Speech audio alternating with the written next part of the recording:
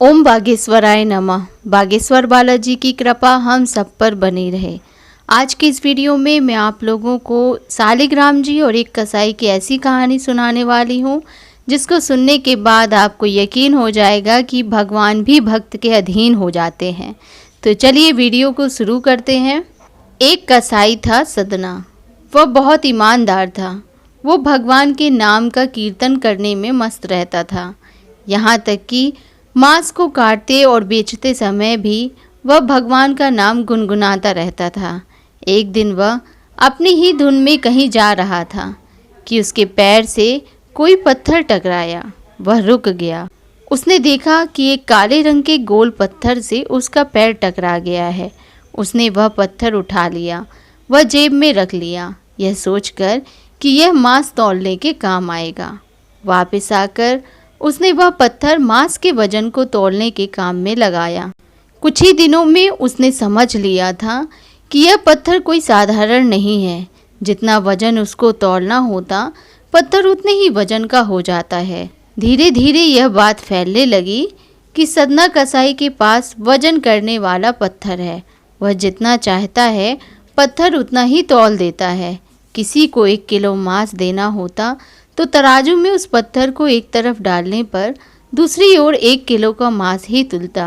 अगर किसी को 2 किलो चाहिए हो तो वह पत्थर 2 किलो के भार जितना भारी हो जाता। इस चमत्कार के कारण उसके यहाँ लोगों की भीड़ जुटने लगी। भीड़ जुटने के साथ ही सदना की दुकान की बिक्री बढ़ गई। बात एक शुद्ध ब्राह्मण तक भी पहुंची।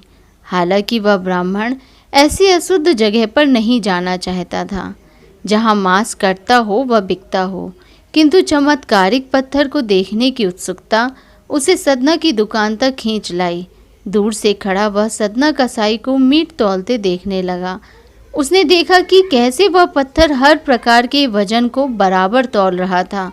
ध्यान से देखने पर उसके शरीर के रोएं खड़े हो गए। भीड़ के छटने के बाद ब्राह्मण सदना कसाई के पास गया। ब्राह्मण को अपनी दुकान में आया देखकर सदना कसाई प्रसन्न भी हुआ और आश्चर्यचकित भी। बड़ी नम्रता से सदना ने ब्राह्मण को बैठने के लिए स्थान दिया और पूछा कि वह उनकी क्या सेवा कर सकता है। ब्राह्मण बोला, तुम्हारे इस चमत्कारिक पत्थर को देखने के लिए ही मैं तुम्हारी दुकान पर आया हूँ, या यूं कहें कि ये चमत्कारी पत्थर ही मुझे खींचकर तुम्हारी दुकान पर लेके आया है। बातों ही बातों में ब्राह्मण ने सदना कसाई को बताया कि जिसे पत्थर समझकर वो मांस तौल रहा है, वास्तव में वो सालिग्राम जी हैं, जो कि भगवान का स्वरूप होते हैं। सालिग्राम जी को इस तरह गले कटे मांस के बीच में रखना व उनसे मांस तौलना बहुत बड़ा पाप है। सदना बड़ा ही सरल प्रकृति का भक्त था। ब्राह्मण की बात सुनकर उसे लगा कि अनजाने में मैं तो बहुत बड़ा पाप कर रहा हूँ। अनुनय विनय करके सदना ने वह सालिग्राम उस ब्राह्मण को दे दिया और कहा कि आप तो ब्राह्मण हैं, अतः आप ही इनकी सेवा परिचर्या करके इन्हें प्रसन्न करें। मेरे योग्य कुछ सेवा हो तो मुझे अवश्य बताएं। ब्राह्मण उस सालिग्राम शिला को बहुत सम्मान से घर ले आए।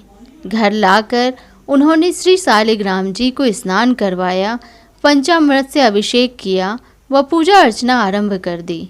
कुछ ही दिन बीते थे कि उन ब्राह्मण के स्वप्न में श्री सालिग्राम जी आए व उन्होंने कहा कि हे ब्राह्मण, मैं तुम्हारी सेवाओं से प्रसन्न हूँ, किंतु तुम मुझे उसी कसाई के पास छोड़ाओ।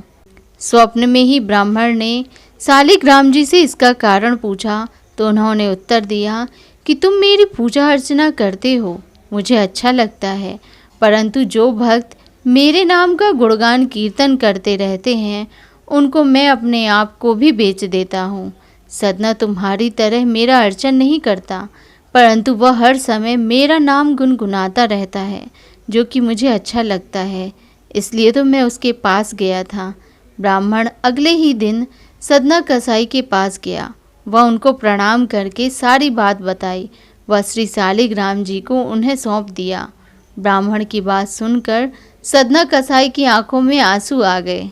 मन ही मन उन्होंने मांस बेचने खरीदने के कार्य को तिलांजलि देने की सोची और निश्चय किया कि यदि मेरे ठाकुर को कीर्तन ही पसंद है तो मैं अधिक से अधिक समय उनके ही नाम का कीर्तन करता रहूँगा।